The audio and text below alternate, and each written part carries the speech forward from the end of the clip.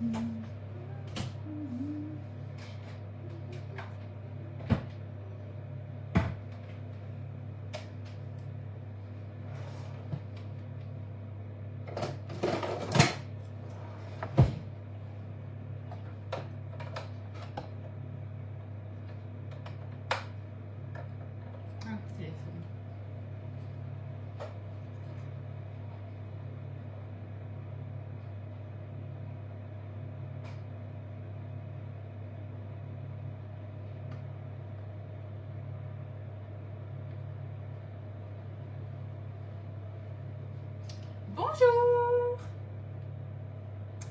Bonjour les amis, comment ça va? Attendez, je vais juste me mettre sur mon GSM.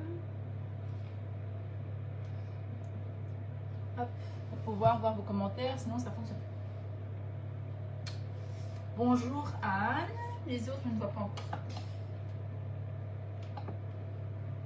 Comment ça va?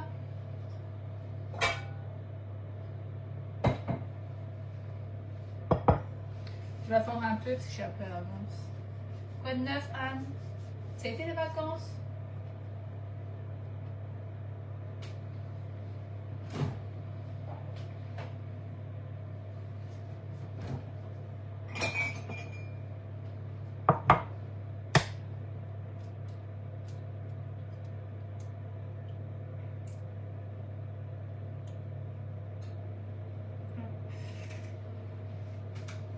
Anne, tu sais me dire si on m'entend et si on me voit correctement?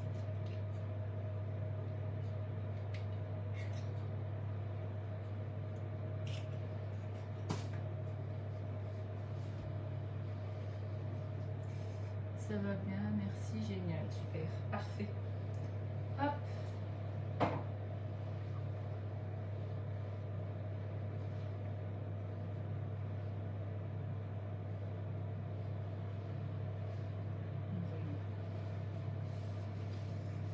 Je vais attendre un tout petit peu.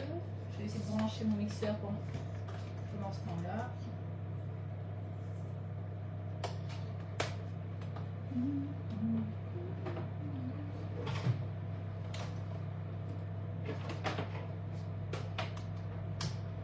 Hop, voilà.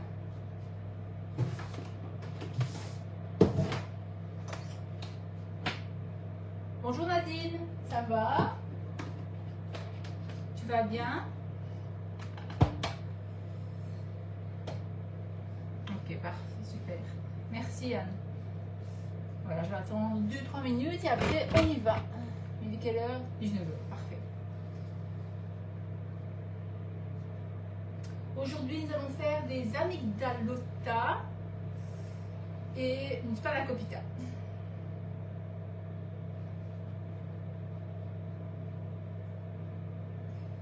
Bonjour Christine. Comment ça va? Soyez pas étonnés si je regarde par là, mais en fait les commentaires s'affichent sur mon téléphone et pas sur ma tablette. Donc je me vois là et je me vois là.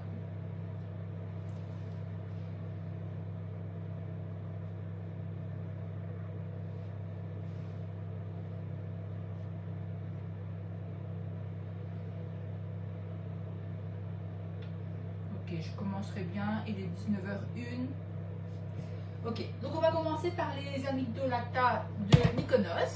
Donc aujourd'hui nous voyageons vers la Grèce, dans le cadre de l'ouverture de la nouvelle section cuisine méditerranéenne à Braine-le-Comte, à l'école industrielle. Et on va commencer par ça, parce que la deuxième recette, je vais devoir faire cuire le plat dans le four et mon four sera monopolisé pendant au moins 45 minutes.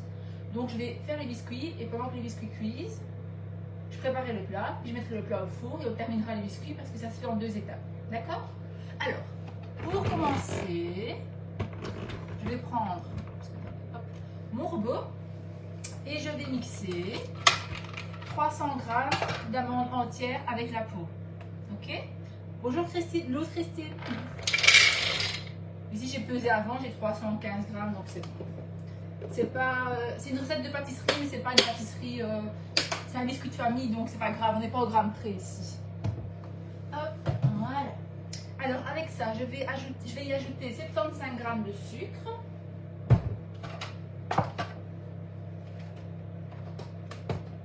Et nous allons ensuite tout mixer ensemble. Je vais prendre mon sucre. Hop.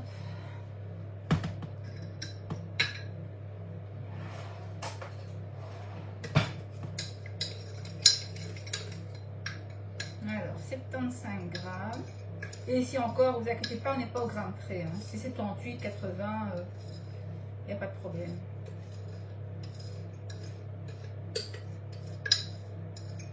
Mais je pense que je vais arriver au fond de mon pot. Parfait. Hop. Voilà. On pourra remplir le stock. Voilà. Donc, j'y ajoute le sucre. Hop. Et je vais mixer jusqu'à l'obtention d'une poudre. Mais je ne vais pas obtenir une poudre d'amande très fine, très blanche. Je vais obtenir vraiment texture brésilienne. Vous voyez? Un peu comme ça. Voilà. Et on va hop, mixer le tout. Ça va faire du bruit. Bouchez-vous les oreilles.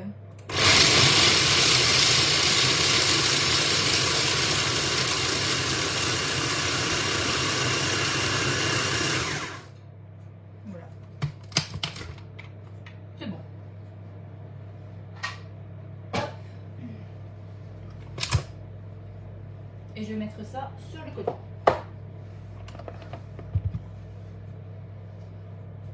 Je vais peut-être vous montrer la texture. Donc vous voyez, je ne sais pas si vous allez voir à la caméra. Je ne sais pas si vous verrez. Mais enfin, c'est vraiment... Ah mais là peut-être. Vous voyez, c'est vraiment... c'est broyé, mais grossièrement, mais pas trop gros quand même. Un peu texture, oui, brésilienne comme ça. Alors, ensuite... nous allons monter les blancs en neige, sans sucre, sans rien.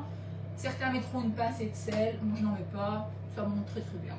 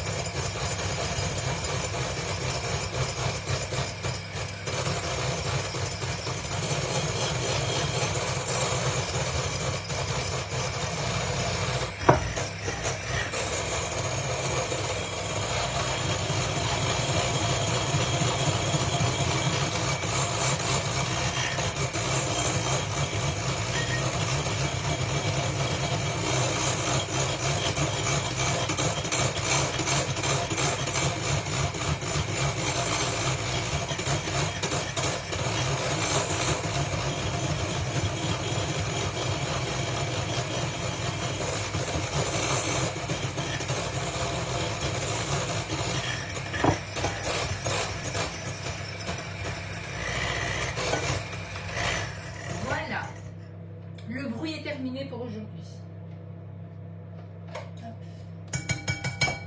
Voilà. Donc j'obtiens hop des blancs serrés. Classique. Alors, ensuite tout simplement, vous allez voir, c'est une recette vraiment très facile. Vous prenez votre mélange d'amandes et de sucre et vous allez venir tout simplement le mélanger.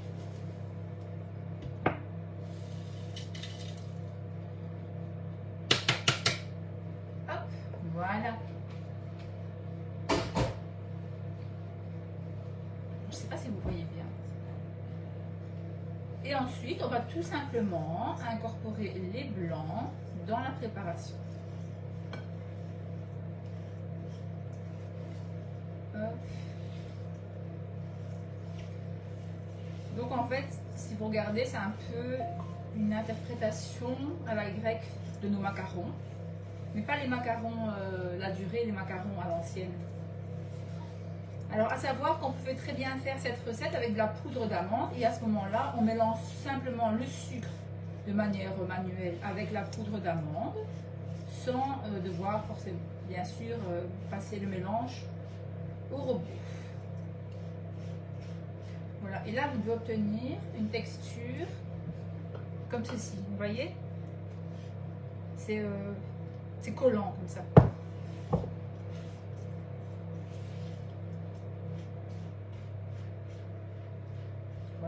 soyez attentifs à ce que tous les grains soient bien imbibés de blanc neige afin de pouvoir tout coller ensemble et que le mélange ne se défasse pas à la cuisson. Voilà. Hop. Calimera, Jean-François. Alors, on a notre mélange. Vous voyez, c'est très... Attendez, je vais vous montrer à la main. Les mains sont propres. Vous voyez, je peux former des petites boules. D'accord? Du coup, je vais me relaver les mains, je n'ai pas pris de plaque.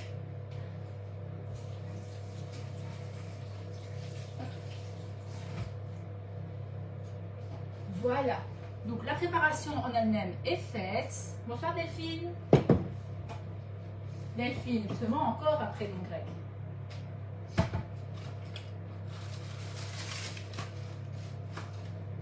Vous connaissez la chanson Delphine? C'est Delphini, Delphinaki. J'adore cette chanson. Hop, voilà. Je vais prendre ma petite plaque.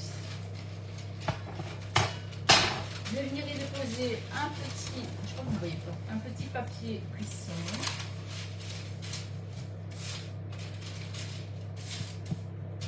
Que je vais couper.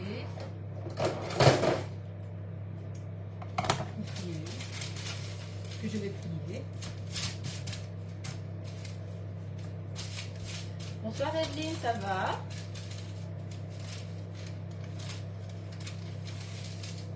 Hop, voilà, comme ça j'ai ma petite plaque pour mes biscuits. J'espère que vous voyez bien. Alors, je vais prendre ma préparation et je vais essayer de former, humidifiez-vous les mains, et je vais essayer de former des amandes. Enfin, des amandes. Vous comprenez? En fait, on doit, vous voyez, lui donner une forme un peu pointue de chaque côté. Je ne sais pas si vous voyez. En fait, j'ai allumé la lumière du dessus, mais je ne sais pas si c'est pas plus.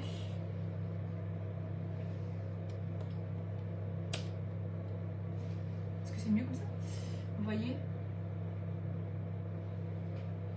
Une petite forme d'amande. Bon, après, ça n'a pas d'importance. Et ayez toujours les mains bien humides. C'est beaucoup plus simple à façonner. Et essayez de donner une taille plus ou moins régulière à vos biscuits, bien sûr. Hop, je vais mettre ça là.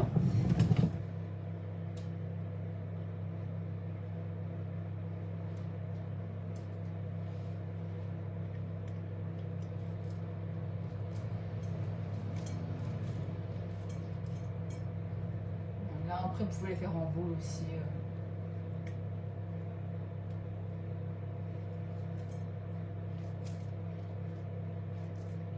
Vous allez voir, une fois que vos mains vont commencer à sécher, ce sera plus compliqué à façonner.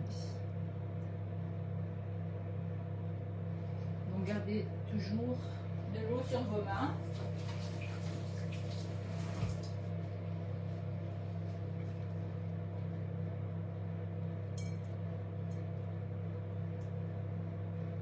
Bonsoir Marcel, comment ça va? Alors, c'est chocolat Dubaï.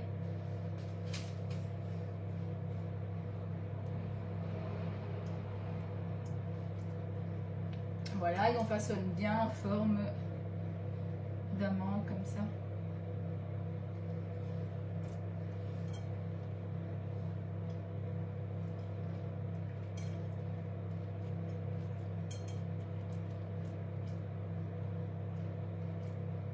C'est un petit peu moins gros quand même. Là.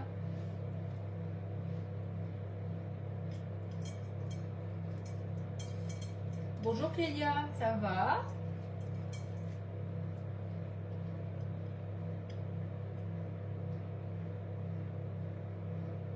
Hop.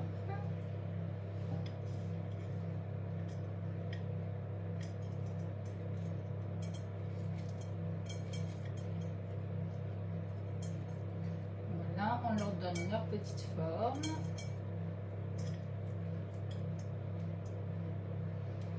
Et on va en faire, j'en ai 4, 8. On en fait 9 avec la préparation. Mais c'est neuf de belle taille. Hein. Hop.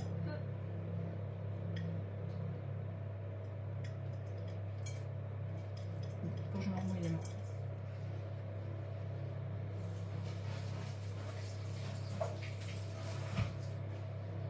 C'est mon dernier, mais je n'ai pas le choix de me mouiller les mains. Et donc, une fois que ces biscuits seront cuits, on les saupoudrera de sucre glace et on les arrosera de... Alors normalement c'est de l'eau de rose, mais je n'en ai plus, j'ai que de la fleur d'oranger. Donc on fera la fleur d'oranger.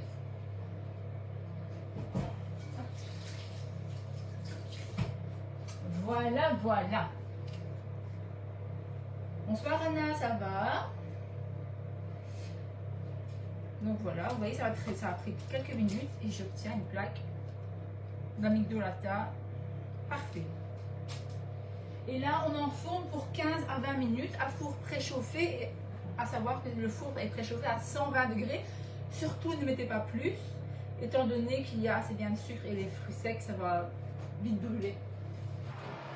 Voilà, tourner pour 15-20. On va commencer par 15, hein, on va pas prendre de risques. Voilà. Puis on mettra, s'il faut, je mettrai un peu plus le four un peu plus fort. Mais on va tester ça pendant la cuisson. Alors, un petit coup sur le plan de travail. Hop. Et voilà. Alors, ensuite, bonsoir Nicole, bonsoir Gratia. Nous allons passer au plat. Donc, une spanakopita, qui est mon plat préféré. Enfin, un des plats préférés, mais si, quand j'arrive en Grèce, c'est mon plat de référence. Alors, pour ça, je vais juste au frigo. Ce qu'il faut savoir, c'est que pour préparer cette recette, vous aurez besoin d'épinards en branches. Ce que je vous conseille, c'est de préparer vos épinards au moins 3 heures avant, parce qu'ils ont besoin d'écouter pendant un petit moment. Il faut vraiment qu'ils soient totalement secs. Vous voyez, ils sont secs, quoi. Et totalement froids. Pourquoi? On va les emprisonner dans de la pâte philo, et forcément, si c'est mouillé, si c'est humide, ça va rejeter de l'eau et votre pâte va être détrempée, c'est le cas de le dire, ce qui est très mauvais. Donc prenez bien le temps de faire vos épinards à l'avance, prenez des épinards frais et surtout en branches. Je vais prendre un plat. Hop, voilà. Je vais venir y déposer mes épinards. Donc ici, il y a 2 sachets de 400 g d'épinards, donc 800 g d'épinards en branches frais. Et pour la cuisson, il suffit de les cuire sans... Enfin non, j'ai mis un tout petit peu de sel, pas trop. Surtout, ne mettez pas trop de sel parce qu'on va rajouter de la feta dedans, assez bien. Donc forcément, la feta est très salée. Et vous risquez d'avoir une mauvaise blague si vous salez trop. Alors, à ça, nous allons y ajouter mon oignon. Que j'ai, comme d'habitude, coupé à l'avance. Vous savez pourquoi. Donc, il vous faudra deux oignons.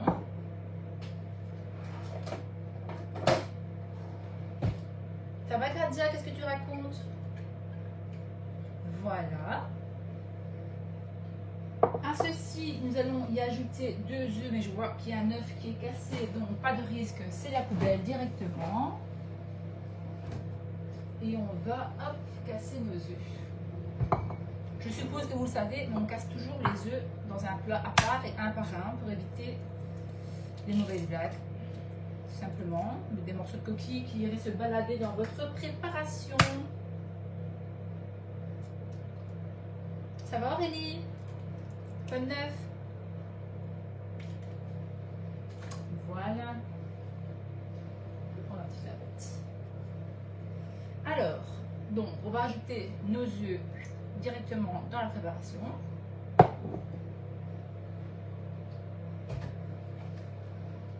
C'est embêtant, je pense que vous ne voyez pas bien.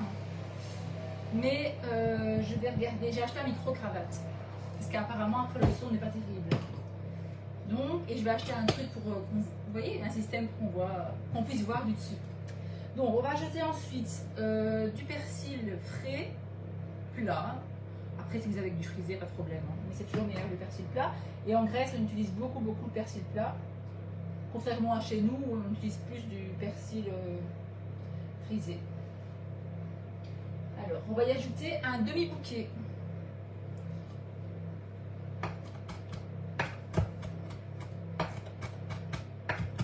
Je vous rassure, j'avais déjà, en fait, vous voyez, j'avais déjà prédécoupé, lavé, etc.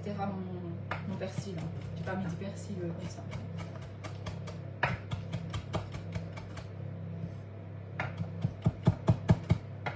Je dois reprendre les cours de cuisine. Oui, c'est chouette, hein, Gradia, franchement.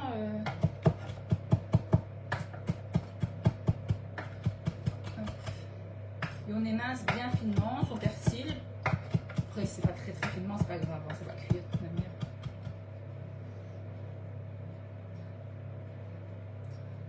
Bonsoir Marguerite.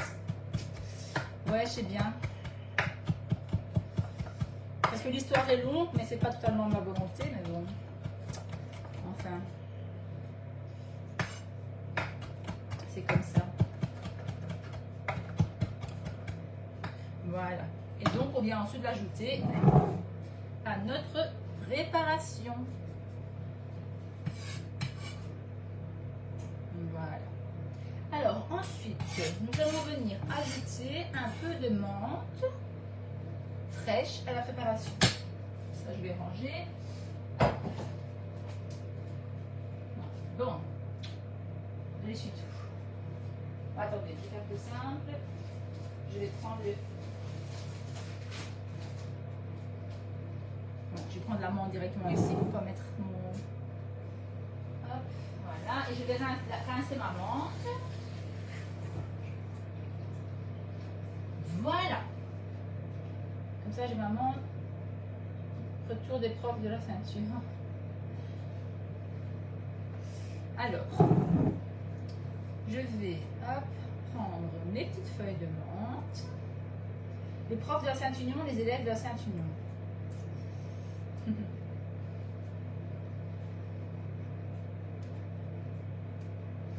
Et pour la menthe, on va dire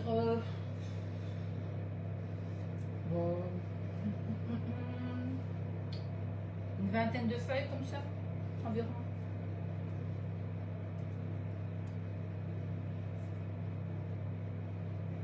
Hop. Voilà, j'ai pris un peu trop. Je vais mettre ça dans un petit bol. Voilà, ça sent très très bon la menthe. Ça donne envie de se faire un petit thé. Voilà, et on va venir hacher la menthe finement. Pour la menthe, c'est un peu comme le persil que nous avons utilisé il y a quelques jours, avant-hier. On essaie de les rassembler pour en faire un petit cigare. C'est plus simple à couper. Et ensuite, on vient tac tac hacher tout ça finement. Voilà. Alors, ensuite, nous allons ajouter de l'aneth. De l'aneth, vous pouvez mettre du frais. J'ai pas acheté un bouquet, je vous avoue, j'ai pas acheté un bouquet d'aneth pour ça. Vous pouvez mettre aussi du sec. Hein. Parce que je ne sais pas vous, mais moi l'aneth, je n'arrive jamais à le conserver frais. Donc à chaque fois il meurt. Voilà, on va prendre de l'aneth. Alors, moi j'achète l'aneth directement en Grèce.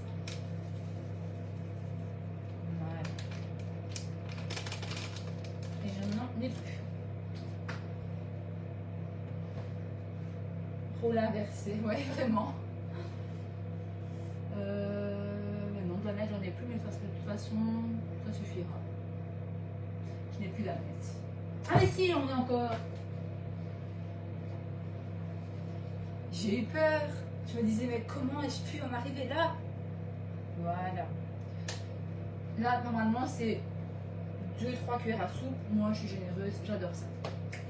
Voilà. Alors, ensuite, nous allons commencer par mélanger ça avant d'ajouter le fromage.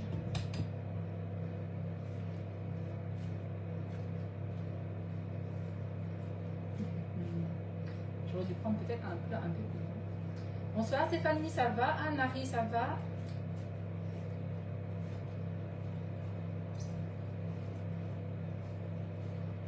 Enfin, ça va aller, ça va aller, ça va aller.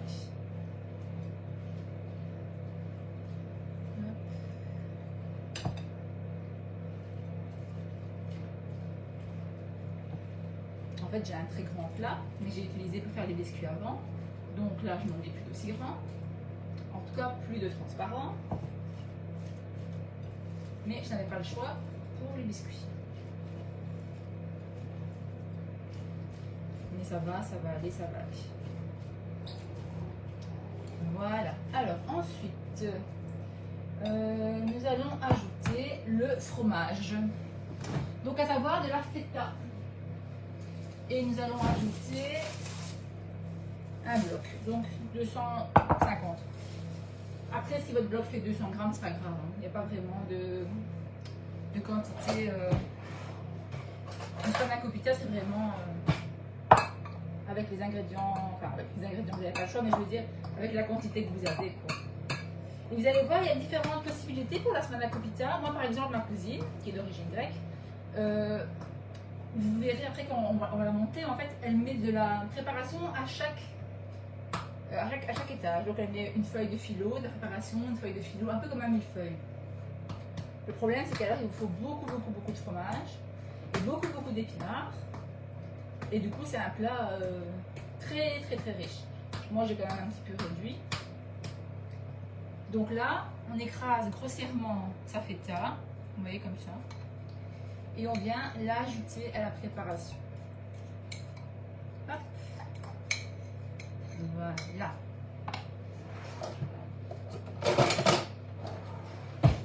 Bonsoir Marjorie. Hop.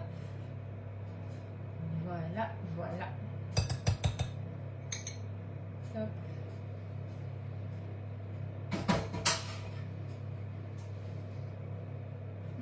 Ah, ça. Alors, ce que je vais faire ici, c'est que je vais mélanger tout ça à la main, mais je vais mettre une paire de gants.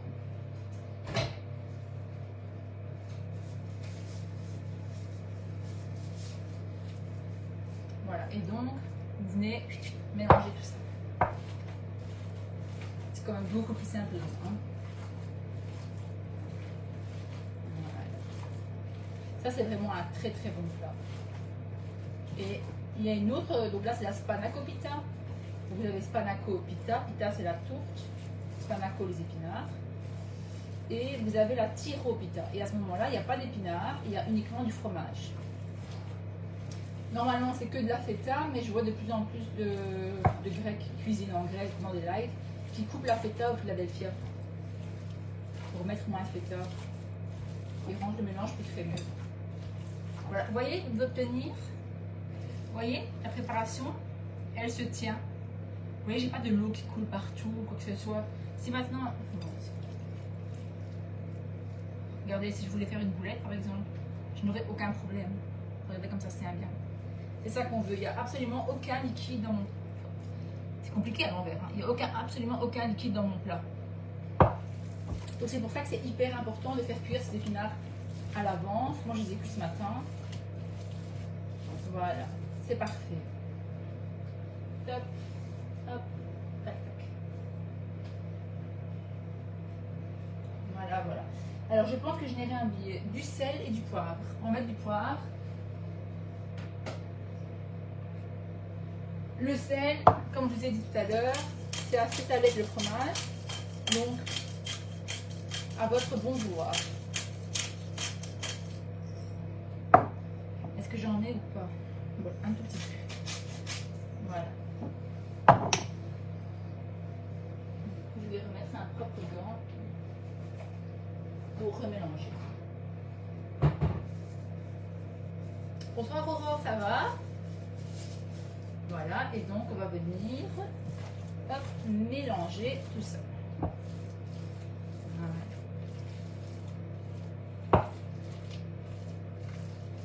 Voilà, et voilà. Là, on est parfaitement bien, les amis. Alors, maintenant, nous allons procéder au montage. À savoir que pour ce plat, vous avez besoin d'huile d'olive. Et vous savez, les Grecs et l'huile d'olive, c'est une très grande histoire d'amour. Donc, prenez assez bien d'huile d'olive, vous allez le voir. On va en avoir besoin. Malheureusement, à ce niveau-là, vous allez voir, on va utiliser l'huile d'olive pour imbiber toutes les couches de pâte philo. Malheureusement, on ne sait pas alléger ça. J'ai déjà essayé et le problème, c'est que c'est trop sec, c'est pas croustillant et il n'y a rien à faire. La pâte philo, il faut la mettre avec beaucoup d'huile d'olive ou de beurre. Hop, voilà. Ok. Allez, je vais prendre ma pâte philo. La pâte philo, pour ceux qui n'ont jamais utilisé, c'est ceci. Alors, on l'achète maintenant de plus en plus chez Colruyt, chez Deleuze, Sipa. Vous allez dans un supermarché turc. Moi, je l'ai pris chez AB Souci. Non, pas des saucisses, c'est italien. Chez Bim, pardon. Ou alors, vous avez aussi chez l'autre marchand turc qui se trouve à Monsville, je ne sais plus le nom. Ulas, je sais, Ulas son nom. Mais si pas maintenant, chez Colruyt, ils en vendent aussi, la marque Bonnie. Ça vous pousse.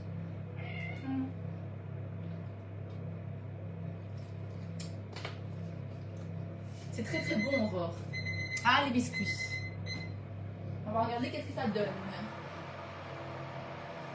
Non, pas encore. Je vais augmenter un tout petit peu mon gaz. Et je vais le mettre à 140.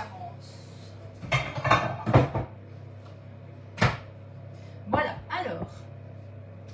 Nous allons donc avoir besoin d'huile d'olive. J'ai vraiment trop d'huile.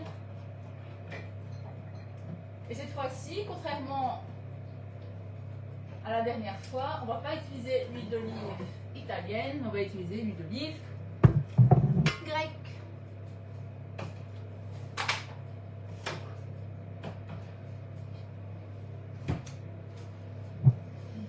Alors, moi aussi c'est une nouvelle bouteille. Mais si pas, j'utilise j'ai une jerrycan et j'utilise une huile qui vient directement de Grèce. Qu'on ramène directement dedans. Hop. Mais celle-ci, elle vient de Colruyt. Elle est un peu plus chère, mais elle est bonne. C'est Terra Creta.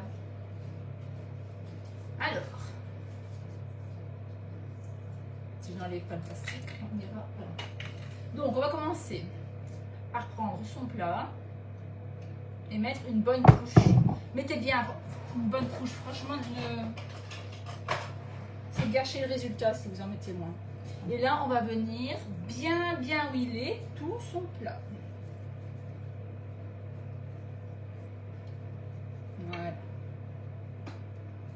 Bien partout. Hop et hop. Et là, on va commencer à mettre la première couche de pâte. Alors, il n'y a pas vraiment de nombre de couches déterminées, mais au moins 4. Certains en mettent 6. Ici, moi, je fais un petit plat, parce que voilà. Mais sinon, on utilise un tapsi en Grèce. Je vais vous montrer, j'en ai.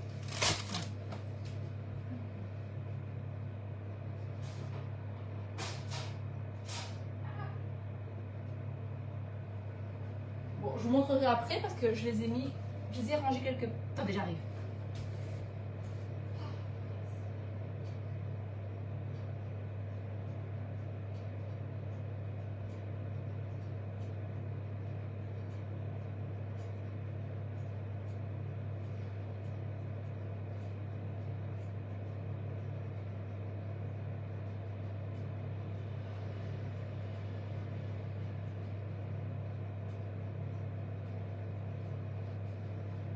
Je suis là.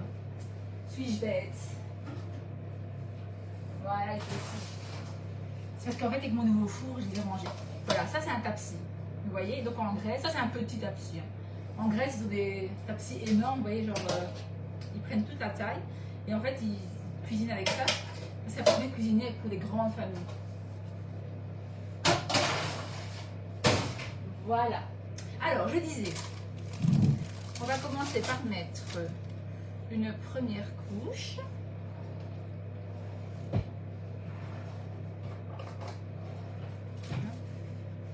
Alors, vous pouvez, vous savez, pour ceux qui n'ont jamais utilisé, c'est très grand une couche de pâte comme ça.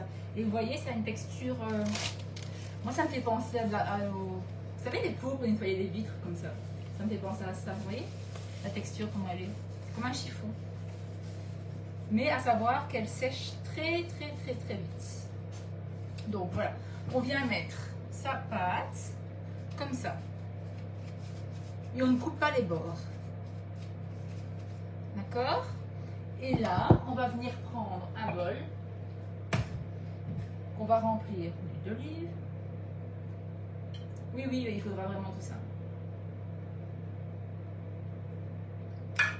Hop, voilà. Et on va venir bien imbiber. Hop.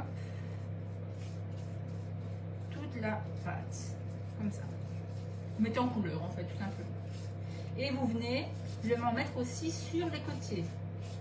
D'accord? Voilà. Puis on va faire ça au moins.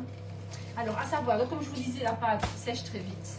Donc ce qu'il faut faire, c'est couper hop, votre pâte, plus ou moins de ce que vous avez besoin. Vous le mettez sur le côté. Et pour protéger, vous prenez un essuie propre humide et vous venez la couvrir avec. D'accord? Donc ça c'est la pâte que je ne vais pas utiliser pour l'instant. Donc je prends le film et je viens bien la cacher.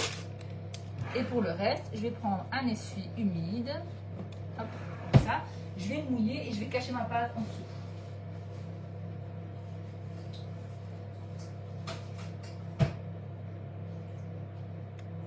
Voilà. D'accord? Je prends un essuie. L'essuie doit être humide. Hein, parce qu'une fois en cours, j'avais dit ça et une élève a mis un essuie complètement percé sur la pâte, donc la pâte a fondu.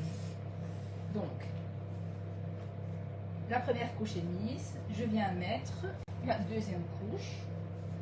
Donc ne vous inquiétez pas si vos morceaux sont cassés ni quoi que ce soit. De toute façon, hop, voilà. Là je viens de mettre ma deuxième couche, on va comme ça. Et là, je vais prendre mon pinceau et je vais recommencer, à savoir venir mettre de l'huile partout. Hop. En dessous, sur les côtés, on y va. Ne vous inquiétez pas si la pâte surplie ou quoi que ce soit, au contraire, ce sera encore meilleur parce que la pâte va croustiller. Et c'est ce qu'on veut. Voilà, on va mettre la troisième couche, mes biscuits. Non, pas encore. Je mets un minuteur parce que je m'oublie. Voilà, et on continue comme ça. Oh, c'est gentil, Christine. Mais je m'applique toujours sur mes cours. Je veux toujours faire en sorte que mes élèves aient le maximum d'informations. Bon, parfois, on a l'impression que j'y passe ma vie, mais c'est pas que j'y passe beaucoup de temps, mais pas ma vie. Hop, voilà.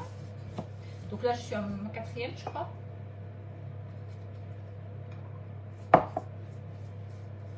Voilà. Et on va aller à, vu l'épaisseur du plat, pour un plat de cette épaisseur-là, qui fait, bon, il n'y a pas les dimensions, mais vous diriez combien? Bon, ce plat-là, cette dimension-là. On va mettre, je pense, 6 couches en dessous et 6 couches au-dessus. Alors, à savoir que la pâte philo, vous pouvez la faire vous-même. Et je n'ai jamais fait moi-même, maison, je vous l'avoue. Un jour, il faudrait que j'essaye quand même. Mais je sais que c'est beaucoup de travail parce que ça va être très fin. Et en fait, c'est une superposition de pâte à base de farine et d'eau et de sel avec du beurre. Un peu comme une pâte feuilletée. Donc là, je suis à 6, je pense. Hop, voilà. On va venir mettre de l'huile. Encore de l'huile. Toujours de l'huile.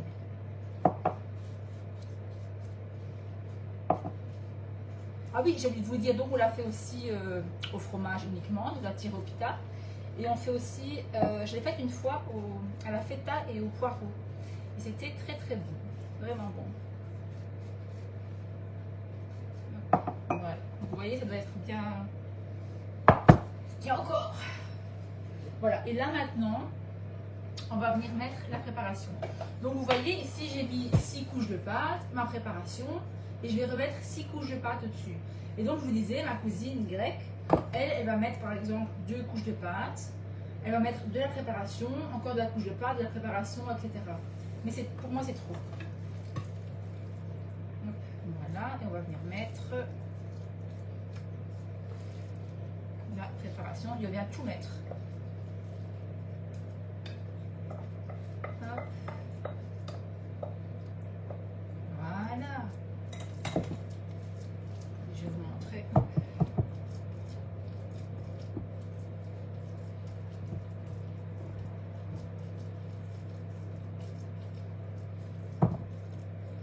Voilà. Et donc ça donne ceci. Et là maintenant, on va recommencer l'opération des couches. Donc, on est reparti, couche de pâte, huile, couche de pâte, huile. Hop, donc on y va. Hop.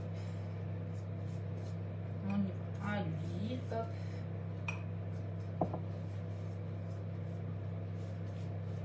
Et ça, c'est parfait quand vous avez les invités, que ce soit en été ou en hiver, ça se mange aussi bien chaud que froid que tiède.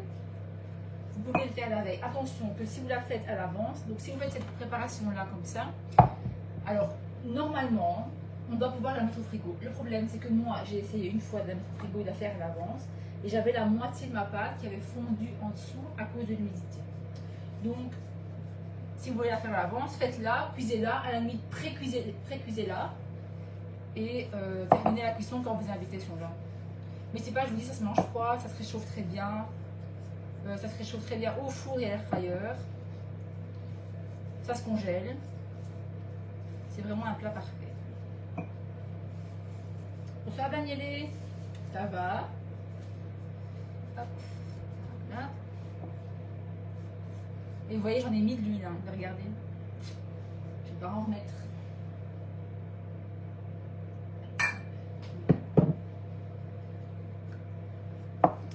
Donc je vous disais, j'ai déjà donné pendant 1 an cuisine méditerranéenne. Si vous saviez le nombre de bouteilles d'huile que j'ai acheté, mon Dieu. Hop, voilà.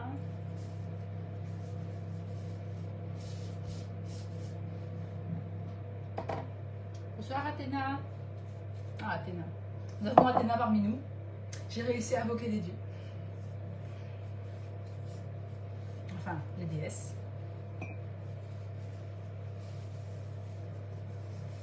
Voilà.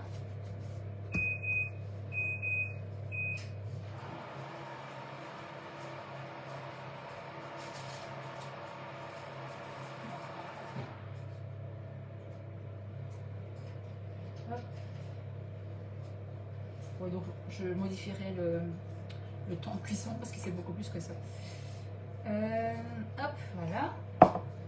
Et on va arriver enfin. J'espère que j'ai bien mis. Oh oui, 1, 2, 3, 4. Oui, hop. Vous voyez, là par exemple, ça commence déjà à sécher. Et vous voyez, ça se déchire. Et la dernière couche. Voilà.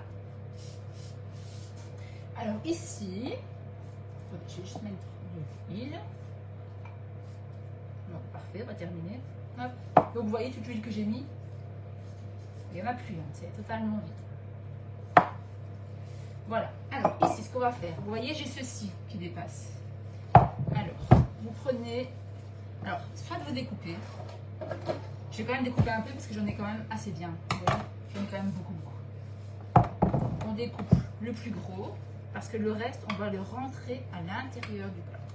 Et ça, c'est vraiment bon une fois que c'est cuit. Ça fait vraiment quelque chose. Ah, et voilà, ici on voit bien. Vous voyez, là la pâte, elle a séché.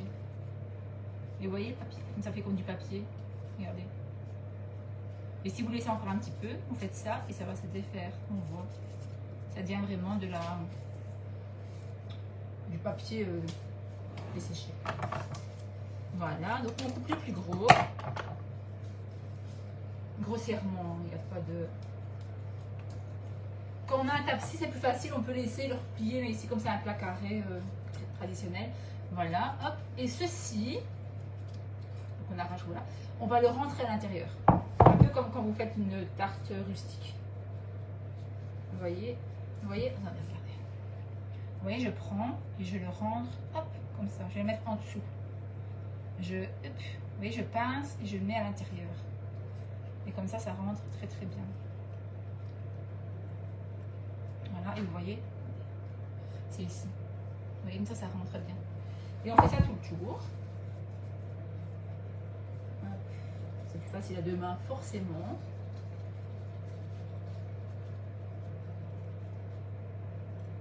Voilà. On est bien, on est bien. Et là, on vient mettre de l'huile encore sur les bords qu'on vient de rentrer. Vous voyez, comme ça. Est-ce que vous voyez? Hop, sur les petits bords qu'on vient de rentrer. On les met un petit peu comme ça, grossièrement, avec le reste du pain. Avec l'huile qui est retombée sur les bords. Hop, voilà. Et là, on va pré-découper. Donc, on va venir former des petits triangles. Vous voyez, donc, je vous conseille de partir, je mets dans ce sens-là, comme ça. Vous voyez, c'est comme ça on dit, en diagonale. C'est ça, on dit en diagonale, hein. Vous savez, comme ça. Oui, horizontal, vertical, diagonale. Ouais. Comme ça, tac, tac, tac. Et puis dans l'autre sens. Un peu comme quand. Un peu comme quoi? Quand on marque une aubergine, vous voyez? Même chose. Donc, alors, on va venir couper, mais pas jusqu'en bas. Donc, on vient couper dedans, mais il ne faut pas couper la dernière couche qui est en dessous, vous voyez? J'espère que je suis claire. Dans ma tête, c'est clair, mais...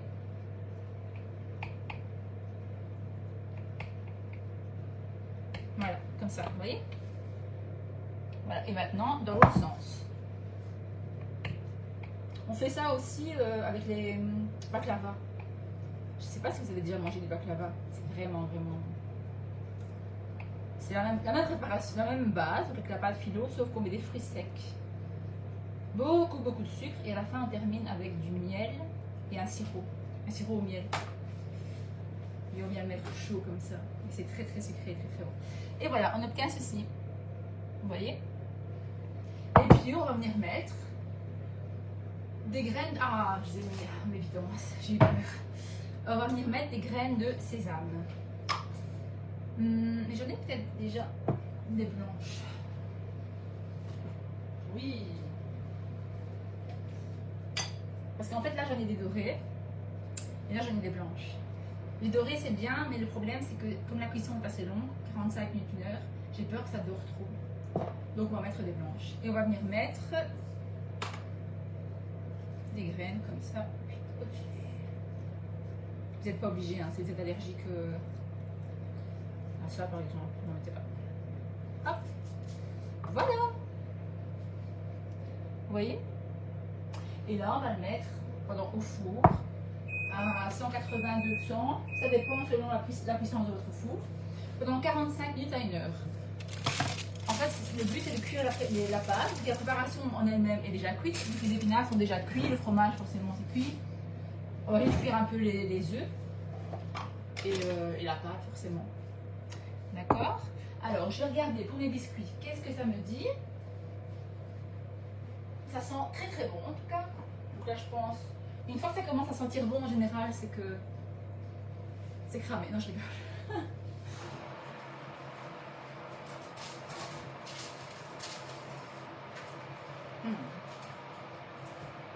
Ouais, c'est bon. Vous voyez? C'est chaud, hein?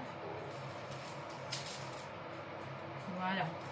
Donc normalement c'est 120 degrés, mais je vous avoue que mon four est nouveau. Donc je le connais, j'ai mis un peu plus. Je ne le connais pas encore très bien. Donc ici on est parti 180 degrés. Pendant 45 minutes. Je vais mettre un minuteur.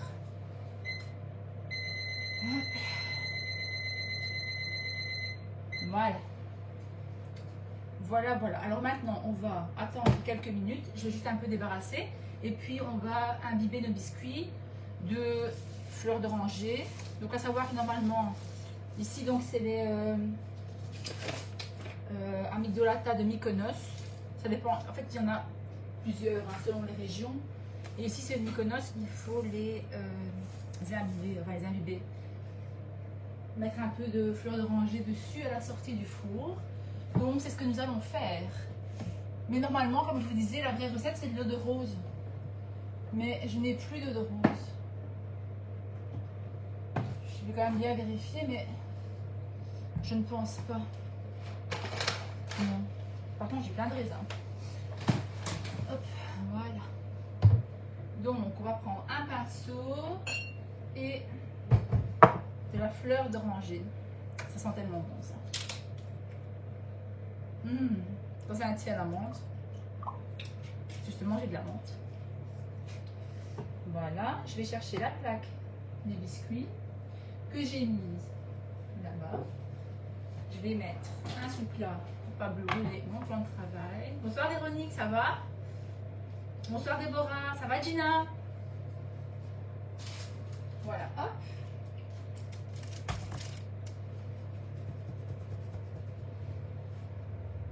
Je vous ai montré, je sais plus si je les ai montrés ou pas. Regardez-moi ça. Voilà, et on va venir. J'ai failli prendre l'huile d'olive. On va prendre la fleur d'oranger et un pinceau. Bonsoir Nathalie. Voilà, et on va venir mettre notre fleur d'oranger.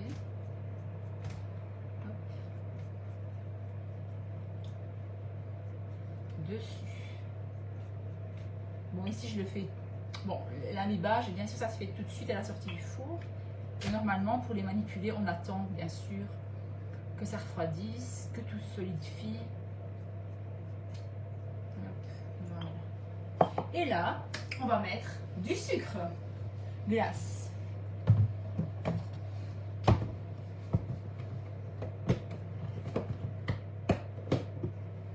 Voilà, et il me faut un petit tamis.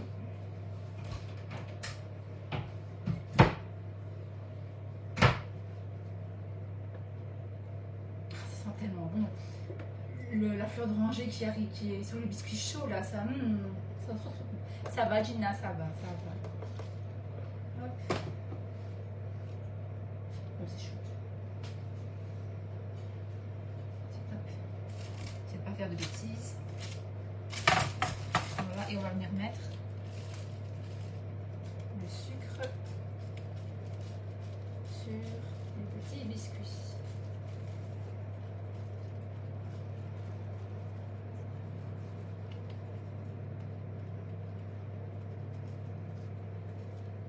Très beau. Et donc, comme je vous disais, pour ceux qui viennent d'arriver, si je vois qu'on est plus, on peut faire cette recette aussi avec de la poudre d'amande traditionnelle. Et donc à ce moment-là, on ne mixe pas les amandes, qu'elles sont déjà mixées. Et quand vous mettez ce genre de biscuits dans une boîte, pensez toujours, un peu comme les courrabiers, à mettre du sucre glace dans le fond de votre boîte. On fera une fois des courrabiers. C'est des biscuits de Noël. Ils sont tellement bons. Et des maisons macarona. Ils sont aussi tellement bons. Ah, Angela. Bah oui, mais t'as raté tout, ma biche. Si tu viens d'arriver, le plat est fait, le dessert est fait. J'essaie de mettre quelque chose pour vous les montrer. Attendez, je cherche une assiette.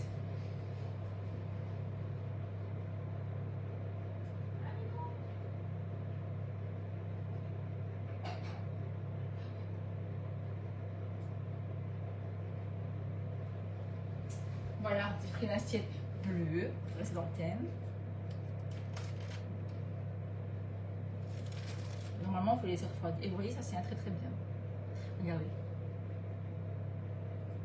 Vous voyez en dessous?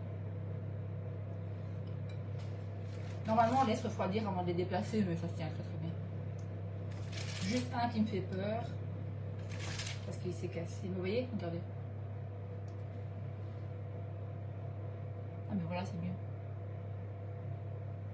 Regardez-moi ça, c'est une petite beauté. Avec un petit thé à la menthe.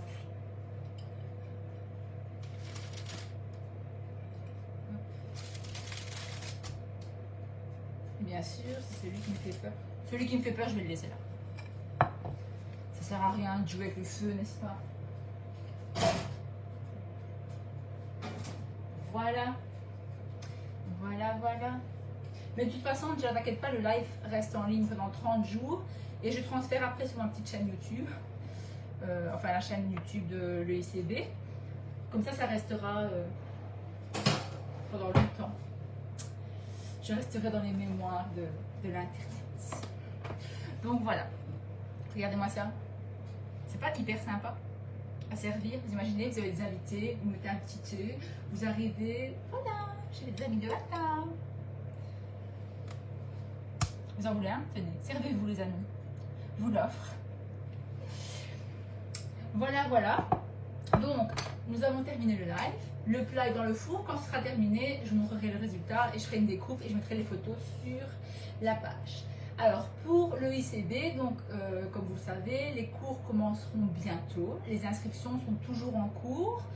On n'a plus de place pour cuisine italienne, mais il reste de la place pour cuisine méditerranéenne.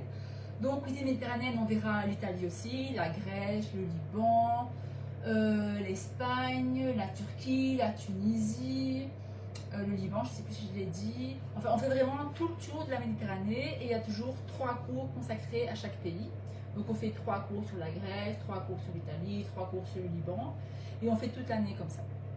Si vous avez besoin d'informations, n'hésitez pas à me contacter ou idéalement contacter le ICB qui pourra plus vous donner plus de détails. D'accord? On se retrouve ce week-end. Je pense refaire un live ce week-end de cuisine italienne cette fois parce que j'avance sur mon cours. Et je vous souhaite une très très bonne soirée et je vous fais plein de gros bisous les amis. On se voit samedi. À samedi. Ciao ciao.